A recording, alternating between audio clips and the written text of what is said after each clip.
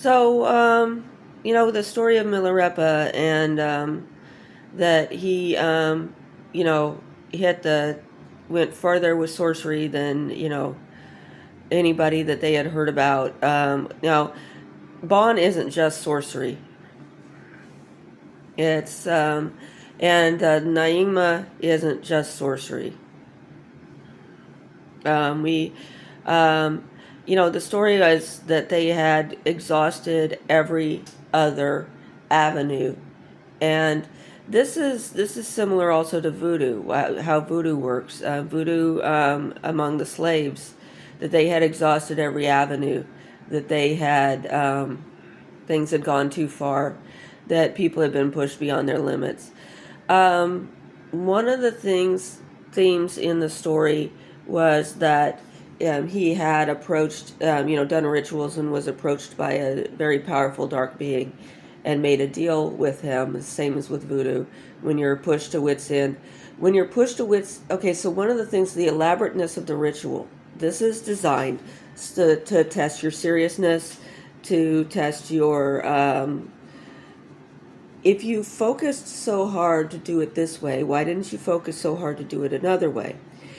It's possible to have a good answer for that. We did. We did. This is to demonstrate that um, I had these skills. I had this determination. We were we were going through everything step by step by step by step by step, and I actually found this easy. Well, are you sure that there's no other way? Because now you're the only path forward is to kill innocents. Is that's when you talk to the Buddhas about things, the Buddhas are out there doing now. We can say ultimately everything is about ripening causes.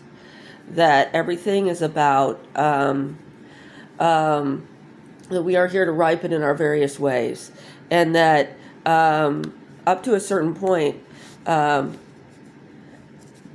you can turn things around and you know if you are doing things practices in a particular way, even if you go to hell it won't be the same, but there's also the danger of have you purified your intentions.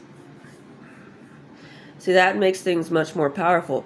I don't do the targeted aimed things very much, largely because I've got my son standing over me with a big club in case I do.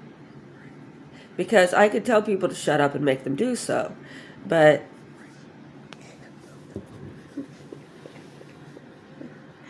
and we were discussing that last night. So so I put things around so that the Buddhas we could discuss with the Buddhas. Remember this Buddha? Why don't we ask him first? Remember this Buddha? Why don't we ask him first?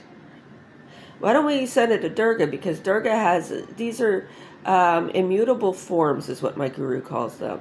That they don't change, they don't become something else. They have set activities. If you ask them in a particular way, you can have a reliable result. Some of these other things are more transient. But when you do the kind of rituals that Milarepa was doing, that you encounter a very powerful immutable form as well. But you also, if you are in a bad situation day to day, everything picking on you and things like that, you are encountering smaller beings of a similar nature that you're making little deals with that you don't realize, and they still have. See, I'm talking to this spirit that sounds like Janice because it's kind of transparent and it's eating her soul. And we've lost several administrators here because they complained, this place is eating my soul. You can feel it. But some people don't believe in that stuff, or they just get so fortified against it, especially if they've been adopted and raised by strangers and have abandoned their original channels, and maybe they came from a place, because I think Janice might be Meow, and I normally say Hmong, but the Hmong are still Hmong. And if she comes from that background and then is Catholic raised and is there's no telling her that when you swear oaths, when you're working under seal, there's seals on money, there's seals on your office. If you violate those seals, you're standing on a graveyard of people that came up here to isolate their corpses because they're powerful.